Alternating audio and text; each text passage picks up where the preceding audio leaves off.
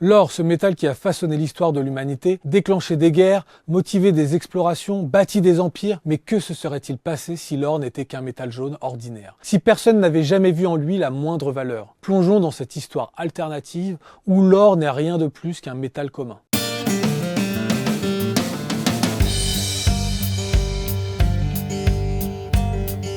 Dans ce monde sans or, les premières civilisations se tournent vers d'autres symboles de richesse. En Mésopotamie, c'est le cuivre, plus utile pour les outils, qui devient la première monnaie d'échange. En Égypte, le lapis lazuli, avec sa couleur bleue intense, prend la place de l'or dans les tombeaux des pharaons. Les routes commerciales se dessinent différemment. La route de la soie devient aussi la route de l'argent, ce métal prenant une importance démesurée. Les marchands phéniciens établissent un réseau d'échange basé sur l'étain et le bronze plutôt que sur l'or. L'argent devient le roi incontesté des métaux précieux. Sa capacité à tuer les bactéries lui donne une aura mystique et médicale. Le platine fascine également par sa rareté et sa résistance. Le palladium et le rhodium deviennent les métaux des rois et des empereurs. Leur rareté et leur propriété unique en font des symboles de pouvoir. Sans l'attrait de l'or, la conquête des Amériques prend un tout autre visage. Les Aztèques et les Incas, n'ayant pas développé de culte de l'or, créent des civilisations basées sur d'autres richesses. Les pierres précieuses, les textiles complexes, les teintures rares. Les conquistadors espagnols, non motivés par l'or, sont moins agressifs dans leur conquête. L'argent des mines de Potosi reste important,